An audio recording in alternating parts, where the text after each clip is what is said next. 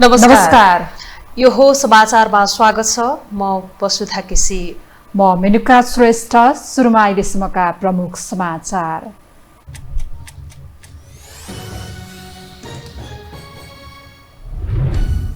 जातीय र धार्मिक हिंसा भड्कन सक्ने परिस्थितिलाई मध्यनजर गर्दै धरानमा निषेधाज्ञा, सामाजिक सद्भाव कायम राख्न सरकारको अपील, 13 दलले पनि निकाले संयुक्त विज्ञप्ति। सरकारले चालेको सुशासनको कदमबाट अत्तालिएकाहरू सरकार ढाल्न लागि परेको गृहमन्त्रीको आरोप, कोशीमा एमालेको दिगो सरकार बन्ने ओलीको दाबी। भोलिदेखि देशभरको मौसम बिस्तारै सुधार हुँदै जाने, कोशी मधेस र बागमती प्रदेशमा भने भारी वर्षा हुने, आवश्यक सतर्कता अपनाउन आग्रह। दक्षिण अफ्रिकामा चिनिया राष्ट्रपति र भारतीय प्रधानमन्त्री बीच छुट्टै भेटवार्ता, दुई देशबीचको विवादास्पद सीमामा तनाव घटाउने सहमति, एलएचडीबाट सैनिकहरू हटाइने। र महिला टी20 सिरिजको तेस्रो खेलमा नेपाल मलेसियासँग 6 विकेटले पराजित। हारको बावजुद नेपाल रन रेटका आधारमा फाइनल प्रवेश, भोलि हङकङसँग प्रतिस्पर्धा गर्ने।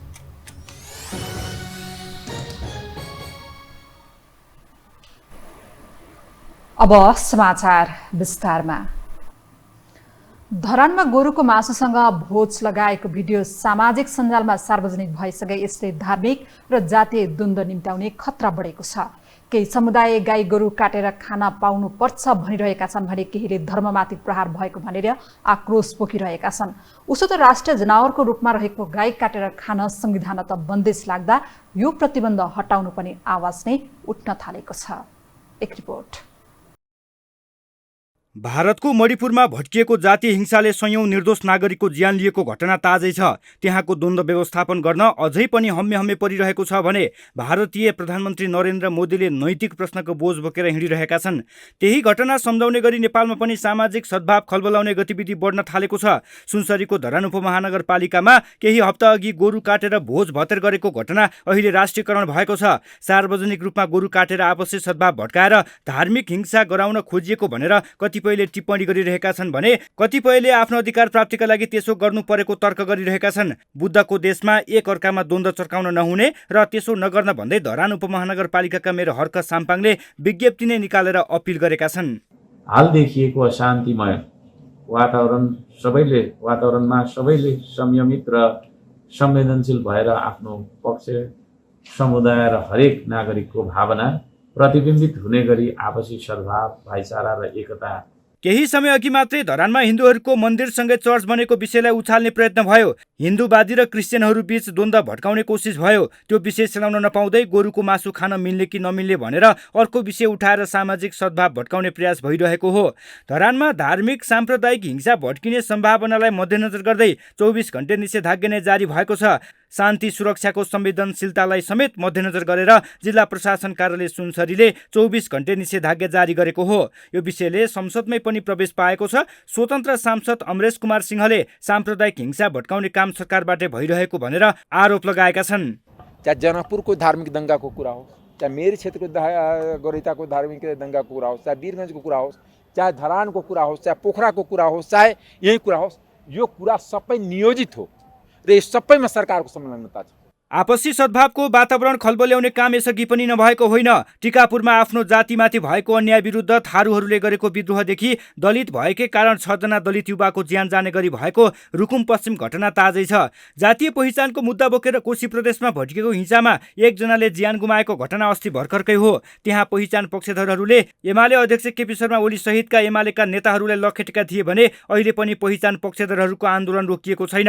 उनै ओली साम्प्रदायिक हिंसा भड्काउन केही सकि लागि परेको र यसमा ठुलै समूह रहेको दाबी गर्छन्। यो अनेक ढङ्गले नेपाली समाजलाई भाड्ने, भड्काउने, द्वन्द्वमा फसाउने षड्यन्त्र भइरहेको छ।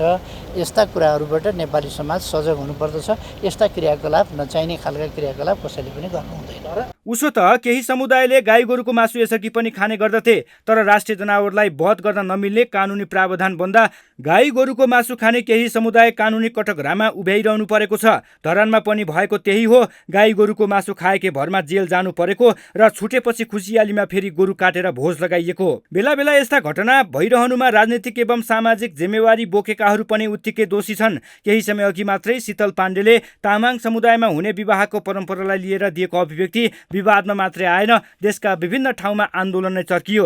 नेकपा एमालेका नेता रघुजी पन्तले शेर्पा समुदायबारे दिएको अभिव्यक्ति पनि विवाद रहित बन्न सकेन। अहिले शेर्पा समुदाय सडकमा ओर्लिएको छ। आपसी एकता र सामाजिक सद्भावले नै देशको विकास निर्माणलाई अगाडि बढाउने कुराको सन्देश बोकेर देशभर अभियान चलाउनु पर्ने आवश्यकता उल्याउँछन् उप प्रधानमन्त्री तथा रक्षा मन्त्री पूर्णबहादुर खड्का।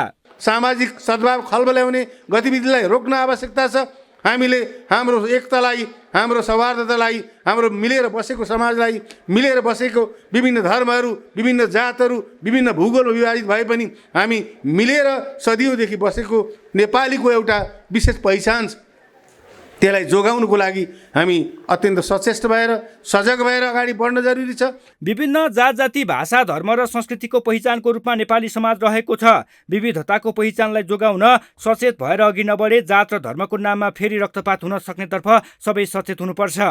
जात जातिको आधारमा जुन द्वन्द्व गर्छौँ हामी, भाषाको आधारमा, धर्मको आधारमा जुन द्वन्द्व सिर्जना गर्छौँ, त्यसले नेकपा माओवादीलाई फाइदा पुर्याउँछ, नेकपा एमालेलाई फाइदा पुर्याउँछ, नेपाली काङ्ग्रेसलाई फाइदा पुर्याउँछ, वा त्यस्तै टाढाबाट किनारामा बसेर तिग्रा ठटाउने खुच्चिङ भनेर भन्ने मानिसहरूलाई फाइदा पुर्याउँछ। त्यो द्वन्द्वमा त मान्छे मर्ने मात्रै हो। नेपाल धर्मनिरपेक्ष बनेको केही वर्ष भयो भने यहाँ जुनसुकै धर्म मान्न पाउने स्वतन्त्रता छ। उसो त धर्मनिरपेक्षता घोषणा हुनुभन्दा अघि पनि हिन्दू, बौद्ध, मुस्लिम लगायत धर्म मान्नेहरू थिए। जातीय छुवाछुतमा जकडिएको समाज पनि गणतन्त्र स्थापनापछि ठुलै परिवर्तन भयो। सबै जात जाति धर्मावलम्बीहरू आपसी सद्भावमा बस्दा बेला बेला जात र धर्मको नाममा हिंसा भड्काउन खोज्नु ठिक होइन। यो हो टेलिभिजनका लागि टेकमान साक्यको रिपोर्ट। सम्भावित दुर्घटनालाई लिएर धरानका सबै राजनैतिक दलहरूले सद्भावको अपील गरेका छन्। संयुक्त वक्तव्य जारी गर्दै दलहरूले सम्भावित दुर्घटना रोक्नाले भोलि धरानमा तय गरिएका सबै कार्यक्रम स्थगित गर्न आग्रह गरेका हुन्। दलहरूले सामाजिक दोष तथा आस्था भावनामा ठेस पुर्याउने गतिविधि नगरिदिन आग्रह समेत गरेका छन्। धरानमा देखा परेको धार्मिक तथा सांस्कृतिक विवाद वार्ताको माध्यमबाट हल गर्न पहल कदमी लिने दलहरूले प्रतिबद्धता समेत जनाएका छन्।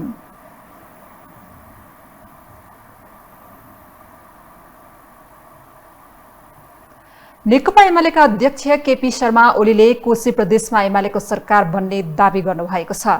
आज विराटनगर विमानस्थलमा पत्रकारहरूसँग कुराकानी गर्दै अध्यक्ष ओलीले 50 सांसद सहित अब कोशी प्रदेशमा एमालेको सरकार बन्ने दावी गर्नुभएको हो। कोशी प्रदेशका मुख्यमन्त्री उद्धव थापाले विश्वासको मत लिँदा सभाध्यक्ष इस्रायल मन्सुरीले हस्ताक्षर गरेको प्रसङ्गलाई संकेत गर्दै ओलीले कांग्रेस जस्तो पुरानो पार्टीले संविधान नमानेको देख्दा अचम्म लागेको बताउनुभयो। उहाँले गठबन्धनले असंवैधानिक गतिविधि गरेको आरोप समेत लगाउनुभयो। त्यसै गरेर अनियमितता, बेथिति, तस्करी, भ्रष्टाचार जस्ता कुराहरूको नियन्त्रण र आर्थिक विकासका लागि, सुशासनका लागि राजनीतिक शक्तिहरू मिलेर जानुपर्छ। त्यसमा पनि प्रमुख जिम्मेवार राजनीतिक दलहरू मिलेर जिम्मेवारी बोधका साथ अगाडि बढ्नुपर्छ। हाम्रो सरकारतिर अहिले ध्यान छैन हामी भनिराखेका छौँ। सरकारतिर ध्यान होइन, हाम्रो राजनीतिक स्थिरता, स्थायित्व, सुशासन, भ्रष्टाचार नियन्त्रण, तस्करीजन्य कुराहरू भ्रष्टाचारकै अंग हुन्। यी कुराहरू नियन्त्रण र आर्थिक विकास, यस दिशामा हाम्रो ध्यान छ। यी प्रश्नहरूमा हाम्रो ध्यान छ। अध्यक्ष ओलीले गिरिबन्धु टी स्टेट जग्गा प्रकरणबारे चिलायो भनेर कुखुरा चोर्ने तरिका भन्दै टिप्पणी गर्नुभएको छ।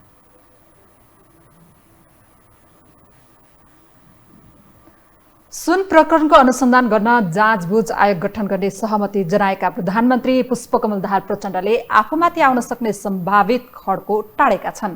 प्रधानमन्त्रीको पद सम्हालेदेखि नै धरापमा रहेका प्रचण्डको कुर्सीमा कैयौं पटक संकट पैदा भए पनि त्यसलाई मोचन गर्न उनी समक्ष सक्षम भएका छन्। एक रिपोर्ट।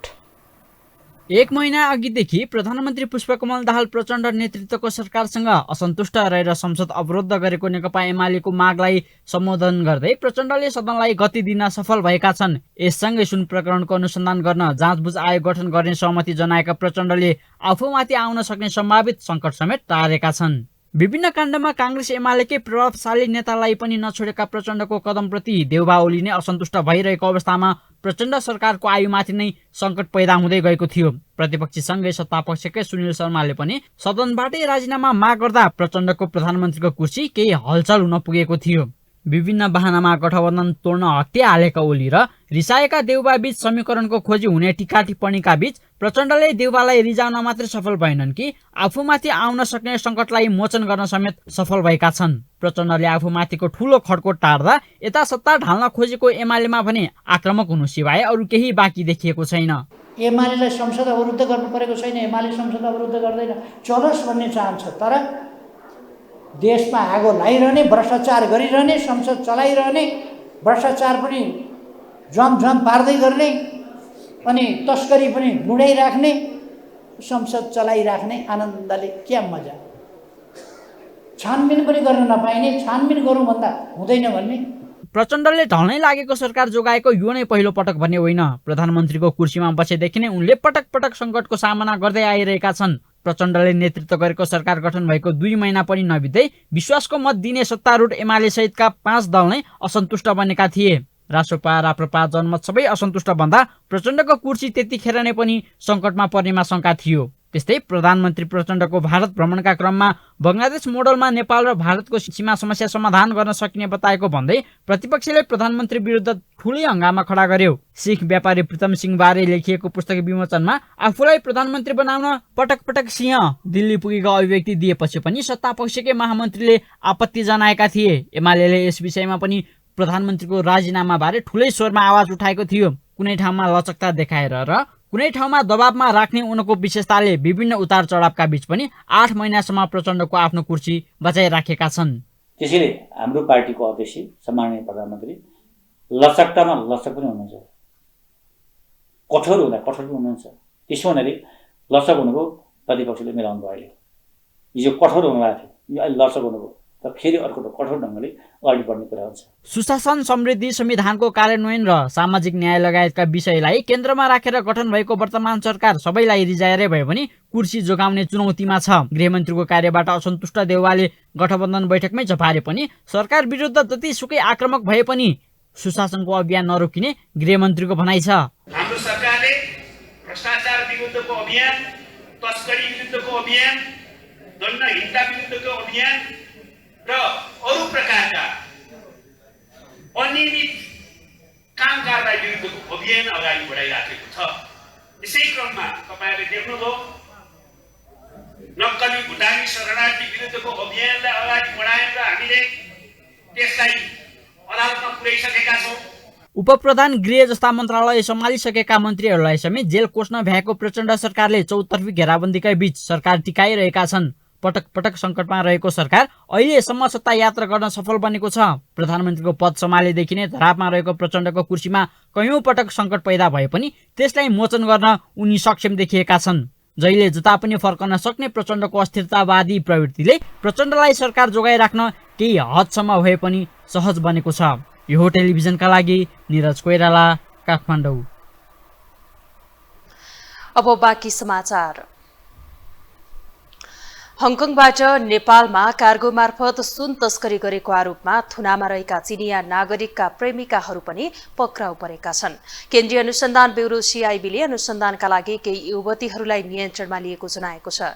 पक्राउ परेका युवतीहरू भारतीय रहेको र सुन तस्करीमा उनीहरूको संलग्नता पुष्टि हुन बाँकी रहेको सीआईबीले जनाएको छ। उनीहरू मार्फत सुन तस्करी गिरोहको बारेमा थप सूचना प्राप्त हुन सक्ने भएकाले नियन्त्रणमा लिएको सीआईबीले जनाएको छ। करिब 60 किलो सुन तस्करीमा जोडिएका चिनिया मुलुकका 9 जना व्यक्तिलाई प्रहरीले पक्राउ गरिसकेको छ। यस्तै नेपाल प्रहरीको केन्द्रीय अनुसन्धान ब्युरो सीआईबीले कसैसँग सुन तस्करीका सूचना भएमा उपलब्ध गराउन अपिल समेत गरेको छ। सीआईबीले सूचना निकालेर सुन तस्करीसँग सम्बन्धित सूचना तथा तथ्य प्रमाण भएमा सिआइबीको ठेगाना cibpalpolic.gov.np मा अथवा 9851219311 मा समेत सम्पर्क राख्न अनुरोध गरेको छ। यस्तै कार्यालयमै पुगेर पनि सूचना, तथ्य वा प्रमाण उपलब्ध गराउन सकिने र यसरी प्राप्त भएको जानकारी वा सूचनाको स्रोत गोप्य रहने सिआइबीले जनाएको छ। आम नागरिकको साथ सहयोग र सहकार्यबाट अपराध अनुसन्धान सत्य र तथ्यमा पुग्ने हुँदा सकारात्मक सहयोगको अपेक्षा गरिएको सूचनामा उल्लेख छ।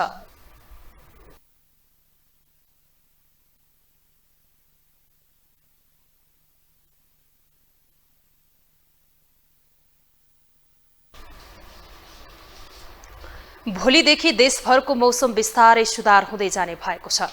मौसम पूर्वानुमान महाशाखाका मौसमविद गोविन्द झाका अनुसार भोलि अपराह्नदेखि पानी कम पर्ने र मौसम बिस्तारै सुधार हुँदै जाने बताउनु भएको हो।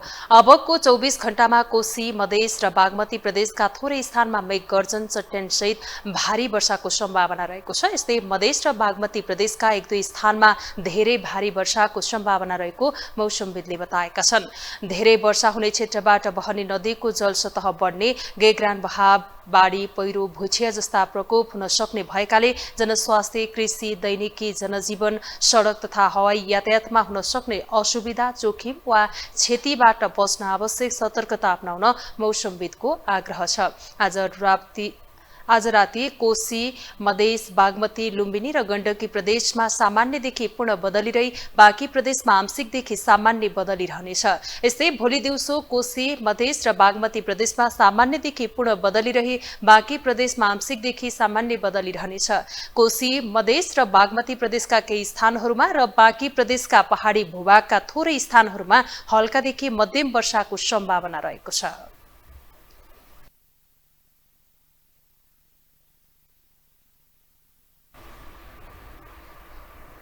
नेकपा एकीकृत समाजवादीका महासचिव घनश्याम भूषालले नेकपा एमाले अध्यक्ष केपी शर्मा ओलीको राजनीति उदयसँगै राजनीतिमा घृणा सुरु भएको आरोप लगाउनु भएको छ। आज काठमाडौँमा आयोजित एक कार्यक्रमलाई सम्बोधन गर्दै उहाँले राजनीतिमा ओलीको उदयसँगै निन्दा, भर्त्सना र गालीको परम्परा र संस्कृति हावी हुँदै गएको उल्लेख गर्नुभयो। उहाँले नयाँ पार्टीहरूप्रति लक्षित गर्दै अहिले ओली भन्दा पनि 10 हात माथि गएर निन्दा भर्त्सनामा उत्रिनेहरू आएको उल्लेख गर्नुभयो।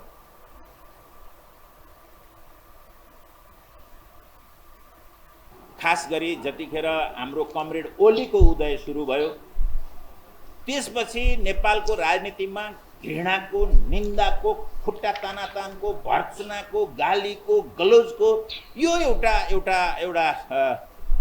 परम्परा भन्नुहोस्, एउटा संस्कृति बन्दै गयो र अहिले त ओलीजी भन्दा 10 हात अगाडि गएर निन्दा भर्त्सनामा अरू नै आइसके।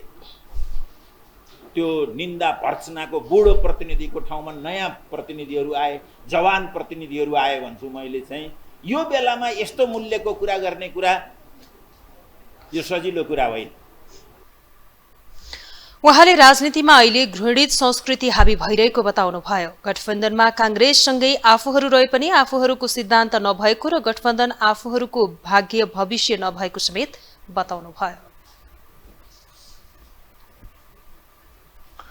प्रधानमन्त्री पुष्पकमल दाहाल प्रचण्डले मात्र नभई ठूला पार्टीका शीर्ष नेता र जिम्मेवार व्यक्तिहरूले नै यो देश अन्तैबाट चल्ने गरेको पटक पटक बताउँदै आएका छन्।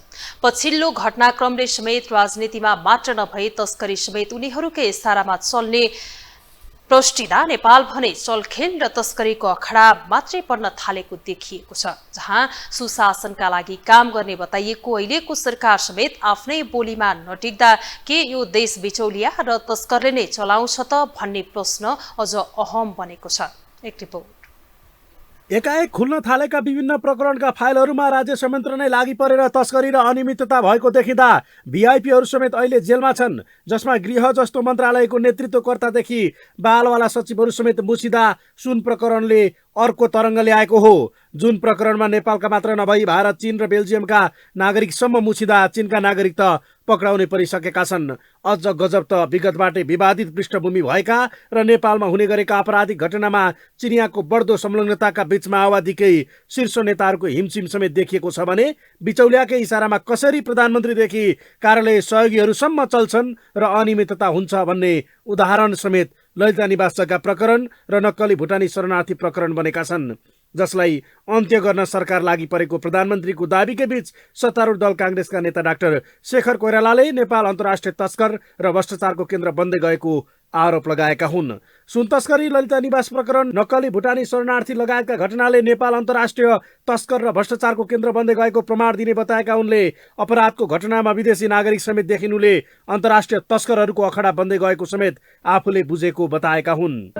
यो तपाईँको सुन तस्करी भन्नुहोस्, ललिता निवास प्रकरण भन्नुहोस्, आजपछि तपाईँको यो नक्कली भुटानी शरणार्थी भन्नुहोस्, धेरै अरू केसहरू पनि खोल्छु भनेर प्रसन्नजीले भनि नै गर्छ, त्यहाँ काट्छन् होइन। यति पम्नी बनास अहिले तपाईँको गिरिबन्धु टी स्टेट भन्नुहोस्, यो त के छ भने नेपाल अन्तर्राष्ट्रिय भ्रष्टाचारको अखाडा भएको भनेर मैले चाहिँ नि त्यसरी लिएको। दोहोरो नागरिकतादेखि अन्य आपराधिक घटनामा समेत संलग्न उनीहरूले अध्यागमन विभागका महानिर्देशकसम्मै सिधै पहुँच बनाएर बारम्बार तस्करी गरेको देखिँदा नेपालका कर्मचारी र नेताहरू भने सहयोगीका रूपमा देखिएका छन्। एक पार्टी एक प्रकरणकी अवस्था समेत देखिँदा साधारण तस्करले कसरी देश नै प्रयोग गर्न सक्छ र नेपाली नेता र कर्मचारीको हैसियत के रहेछ भन्ने समेत यसले प्रश्न पारेको हो। अर्थात् प्रधानमन्त्री पुष्पकमल दाहाल प्रचण्डले नै नेपालको नेतृत्व गर्न कसरी साधारण भारतीय व्यवसायीको समेत साथ चाहिन्छ भन्ने सार्वजनिक अभिव्यक्ति नै दिइसक्दा साधारण तस्करले समेत कसरी नेता किन्न सक्छन् भन्ने अर्को दृश्य देखिन थालेको हो, जसले देश नै बिचौलिया र तस्करहरूले चलाउने गरेको आक्षेपलाई समेत मलजल गर्दा प्रतिपक्षले सुन प्रकरणमा सत्तारूढ दलकै नेताहरू संलग्न रहेको आरोप नै लगाउँदै आएको छ। पक्राउ परेको सुन पनि सरकारको सक्रियताले नभई तस्करहरूको कुरा नमिल्दा मात्र बरामद भएको प्रतिपक्षीको दाबीका बीच अनुसन्धानमा देखिएको पक्षधर्ताले समेत आरोपलाई बल पुर्याएको हो।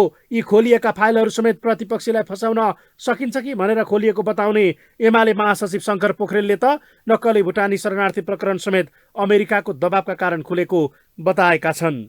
त्यसमा कतै प्रतिपक्षलाई फसाउन सकिन्छ कि भन्ने दिमागमा राखेर अध्ययन गरियो। यो सबै चिजले भइराखेका अनुसन्धानहरू चाहिँ कैफियतपूर्ण छन् भन्ने कुरा बताउँछ र त्यसमा सत्ताको चाहिँ एक प्रकारको ग्रान्ड डिजाइनमै यो धन्दा भएको छ भन्ने कुरालाई बुझ्नु पर्दछ र त्यसको हामीले निष्पक्ष छानबिनको माग गरेको हो। फाइल खोल्ने तथा आफ्ना तर्फ निशाना लाग्न थालेपछि पछि हट्ने कामले समेत सरकार किन र कसका लागि काम गरिरहेको प्रश्न हुन थालेको छ। जहाँ वरिष्ठ अधिवक्ता विष्णु भट्टराई त बरामद भएको सुन पक्राउ गर्ने कुरामा पनि सरकार तयार नै नभइरहेको दाबी गर्छन्। खोलिएका फाइलमाथि अनुसन्धान गर्ने प्रहरी अधिकारीहरूको सरुवाले समेत सरकार बाध्यताले यसका लागि तयार भएको प्रश्न देखिँदा नाम जोडिएकाहरू पनि बयान दिनसम्म जान नपर्नु अर्को प्रमाण भएको उनको तर्क छ। हङकङको बाटो भएर नेपाल हुँदै भारतमा तस्करी हुन्छ। चीनको अरबौंको व्यापार तस्करीको माध्यमबाट भारतमा व्यापार हुन्छ भने भारत र चीन त शत्रु राष्ट्र, दुश्मनी राष्ट्र, अनि त्यसको प्रयोग चाहिँ चीन र भारत दुईटैको मित्र राष्ट्र नेपाल। यो गर्ने को हो? यो राज्य सत्ता नभए एउटा हलदारले, एउटा कुनै तस्करले मात्रै गर्न सक्छ। हुन पनि प्रधानमन्त्री प्रचण्डले नै यहाँ अरू कसैले देश चलाइरहेको भन्दै लाचारी प्रस्तुत गर्दै आएका छन् भने विकसित घटनाक्रमले समेत त्यसलाई प्रमाणित गर्दै लगेका छन्। जहाँ सरकारको कदमप्रति स्वयं सत्तारूढ दलकै नेताहरूलाई समेत विश्वास नलाग्ने अवस्था छ भने विपक्षीले लगाएका आक्षेपहरू समेत बलिया बन्न थालेका छन्। आखिर आफ्नै कदम विरुद्ध सरकार किन अघि बढ्दैछ भन्ने अर्को प्रश्न समेत त्यसले उब्जाउँदा तस्कर र बिचौलिया सरकारभन्दा बलिया हुन थालेको समेत छर्लङ्ग बनेको हो। हामीसँग समाचार बाँकी नै छन्, अहिलेलाई विश्राम।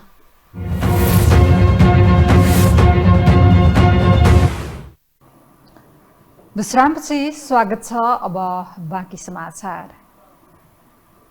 राष्ट्रिय प्रजातन्त्र पार्टी राप्रपा नेपालका अध्यक्ष कमल थापाले मुलुकलाई सङ्कटबाट जोगाउन सङ्घीय गणतान्त्रिक शासन व्यवस्थाको अन्त्य हुनुपर्ने बताउनु भएको छ।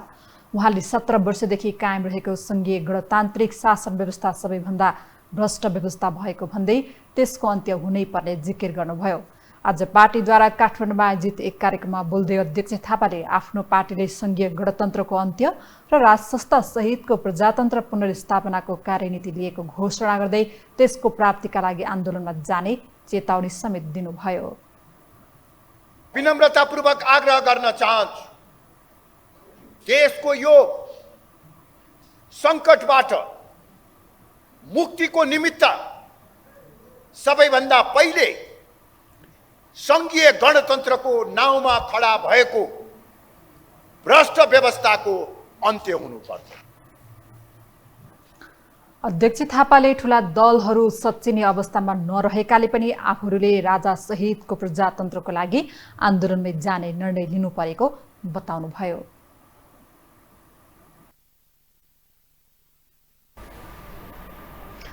अब पालो आर्थिक समाचारको।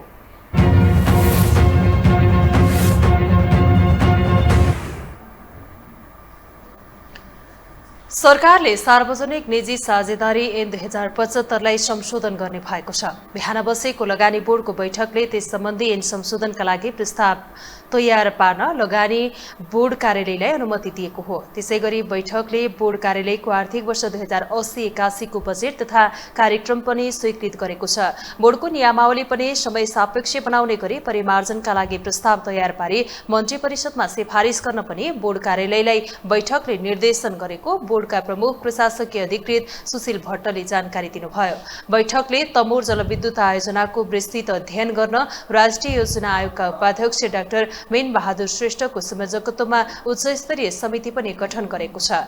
यस्तै बैठकले 4 वटा जलविद्युत परियोजनाका लागि 36 अर्ब 37 करोड रुपैयाँ बराबरको लगानी स्वीकृत गरेको छ।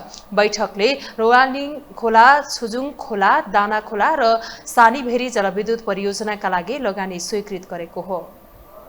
बजेट तथा कार्यक्रम पनि स्वीकृत सम्बन्धमा रहेको थियो, त्यो स्वीकृत गरेको छ र निजगढको सवालमा अन्तर्राष्ट्रिय विमानस्थल परियोजनाको विकासको खाका, परियोजना आफै परियोजनाको खाका भन्छौँ, प्रोजेक्ट स्ट्रक्चर अनि विकासको ढाँचा र लगानीको ढाँचा तय गर्ने सवालमा जो विगत गठित समिति थियो त्यसको म्याद थप गरी त्यो पनि राष्ट्रिय योजनाको मान्य उपाध्यक्षज्यूको संयोजकत्वमा अरू कन्सर्न लाइन एजेन्सी र लगानी बोर्डको कार्यालयको पनि प्रतिनिधित्व हुने गरी चाहिँ त्यो कमिटी बनेको थियो। त्यसको म्याद थप सम्बन्धमा थियो। तल्लो अरुण जलविद्युत परियोजनाको लागि प्रारम्भिक अधिकारी तोक्ने सवालमा पनि बोर्डले आवश्यक चाहिँ निर्णय गरी सिफारिसको लागि चाहिँ मन्त्री परिषद पठाउने कुरो गरेको छ। बैठकमा बोर्डको कार्यालयले काठमाडौँ उपत्यकाको फोहोर मैला व्यवस्थापन परियोजनाबारे पनि जानकारी गराएको थियो। त्यसैगरी निजगढ अन्तर्राष्ट्रिय विमानस्थल परियोजनाको खाका तयार पार्न गठित समितिको म्याद पनि थप गरिएको छ।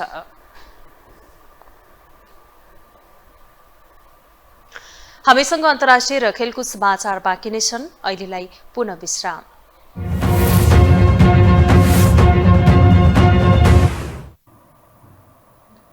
विश्रामपछि पुनः स्वागत छ। अब पालो अन्तर्राष्ट्रिय समाचारको।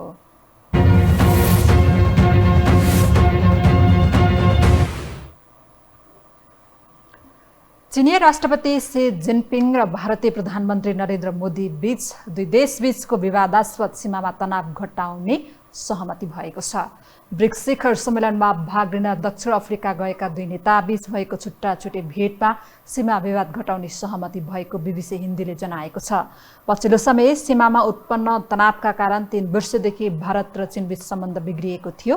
चीन र भारत बीच हिमाली क्षेत्र रहेको 3440 किलोमिटर लामो सीमामा अस्पष्टता देखिन्छ। दुई नेताबीचको भेटमा एलएसीबाट सैनिकहरू हटाउने सहमति भएको भारतीय सञ्चार माध्यमहरूले उल्लेख गरेका छन्।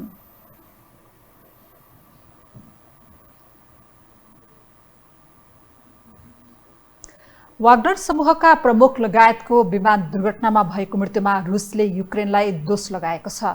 रुसप्रति वफादार प्रिगोजिन युक्रेनका लागि खतरा भएकाले उनी सवार विमान दुर्घटनामा युक्रेनको हात रहेको दाबी उसको छ। वाग्नर सेनाका प्रमुख एभगेनी प्रिगोजिनको गत बुधबार रुसी सहर तिब्बतमा विमान दुर्घटनामा मृत्यु भएको थियो।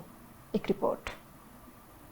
रुसी राष्ट्रपति भ्लादिमिर पुटिन विरुद्ध विद्रोह गरेका वाग्नर सेनाका प्रमुख येभगेनी प्रिगोजिनको विमान दुर्घटनामा बुधबार राति मृत्यु भयो। येभगेनीको मृत्युसँगै यस हवाई दुर्घटनालाई विभिन्न कोणबाट विश्लेषण गरिएको छ। कतिपयले रुसले नै उक्त विमान खसालेको बताएका छन्। तर रुसले वाग्नर समूहका प्रमुख लगायतको विमान दुर्घटनामा भएको मृत्युमा युक्रेनलाई दोष लगाएका छन्। रुसी राष्ट्रपति भ्लादिमिर पुटिनका पूर्व सल्लाहकार सर्गेई मार्गोभले सञ्चारकर्मीसँग कुराकानी गर्दै रुसप्रति वफादार प्रिगोजिन युक्रेनका लागि खतरा भएकाले उनी सवार विमान दुर्घटनामा युक्रेनको हात रहेको दावी गरेका छन्। मार्कोभले वाग्नर रुसका लागि समस्या नभएको दावी पनि गरेका छन्। केही हप्ता अगाडि मात्रै प्रिगोजिनले रुसी रक्षा मन्त्री विरुद्ध विद्रोह गरेका थिए। युक्रेनको लडाईँमा अग्रपन्थीमा रहेको वाग्नरलाई रुसको रक्षा मन्त्रालयले पर्याप्त हतियार उपलब्ध नगराउँदा आफ्नो धेरै सदस्य मारिएको भन्दै त्यसको मूल्य रुसले चुकाउनु पर्ने चेतावनी दिएका थिए। रुसको लागि म निकै लडेँ, अब मेरो लडाकुको अधिकारका निम्ति लड्दैछु। लडाईँ मैदानको अग्रभूमिमा खटाएर हतियार नदिने रक्षा मन्त्रीको हत्या बाहेक वाग्नर समूहको अर्को उद्देश्य छैन। तर वाग्नर समूहको आक्रमण 24 घण्टामै साम्य भएको थियो। त्यो हो बेलारुसका राष्ट्रपति अलेक्जेन्डर लुकासेन्को मध्यस्थितिमा प्रिगोजिन र पुटिन बीच वार्ता भएको थियो। उता युक्रेनले भने वाग्नर प्रमुख प्रिगोजिनको मृत्युको आफ्नो लागि खुसीको खबर भएको बताएका छन्। युक्रेनी रक्षा मन्त्रालयका एक सल्लाहकारले भनेका छन्, एक आतंकवादी कम हुनुको मतलब रुसमा अधिक अस्थिरता छ। यसले रुस असफल राज्य हो भन्ने संकेत गर्छ।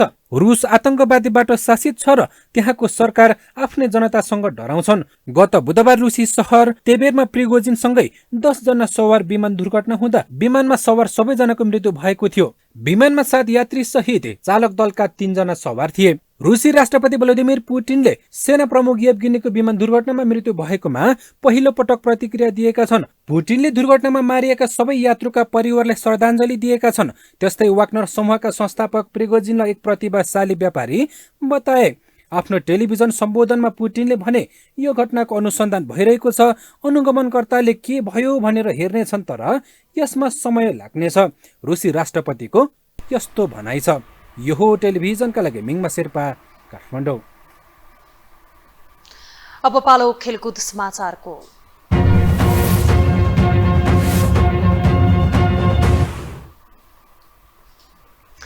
चार राष्ट्र सम्मिलित T20 अन्तर्राष्ट्रिय प्रतियोगितामा मलेसियाले नेपाललाई 6 विकेटले पराजित गरेको छ। मलेसियाको बायोमास स्पोर्ट्स एन्ड इभेन्ट कम्प्लेक्समा जितका लागि पाएको 85 रनको लक्ष्य मलेसियाले 16.2 ओभरमा 4 विकेट गुमाएर भेटाएको थियो।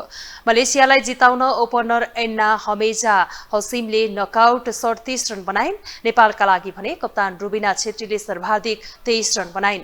मलेसियासँगको फराकिलो हारको बावजुद पनि नेपाल नेट रन रेटका आधारमा शीर्ष स्थानमा रहँदै फाइनल प्रवेश गरेको हो। मलेसिया भने जितका बावजुद पनि बाहिरिएको छ। नेपालले अब भोलि दोस्रो स्थानमा रहेको हङकङसँग फाइनल खेल्नेछ। यसअघि नेपालले पहिलो 2 खेलमा हङकङलाई 6 विकेटले र कुवेतलाई 34 रनले पराजित गरेको थियो। यो सँगै हामी हो समाचारको अन्त्यमा आइपुगेका छौं। बिदा हुनु अघि अहिलेसम्मका प्रमुख समाचार पुनः एकपटक।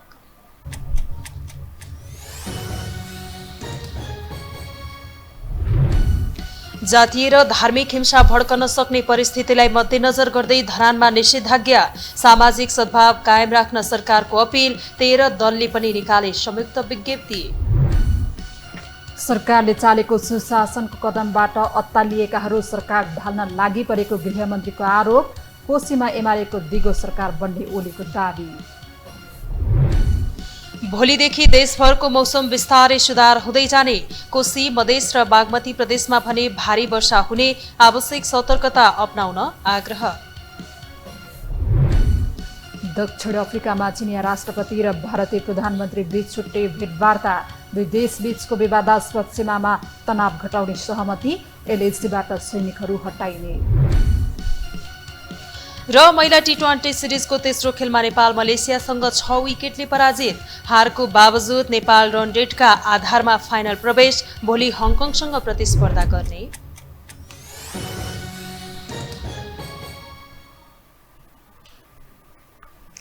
हौस् त यो हो समाचार सकियो। समाचार बुलेटिनका साथै यो हो टेलिभिजनका सम्पूर्ण कार्यक्रम, यो हो टेलिभिजन.com, यो हो खबर.com, युट्युब र फेसबुकमा पनि पढ्न र हेर्न सक्नुहुनेछ। मोबाइलमा यो टिभी एप डाउनलोड गरी हामीलाई प्रत्यक्ष हेर्न सक्नुहुनेछ। तथ्यसहितको निष्पक्ष समाचार तथा मनोरञ्जनका लागि हेर्दै रहनुहोला यो टेलिभिजन। नमस्कार।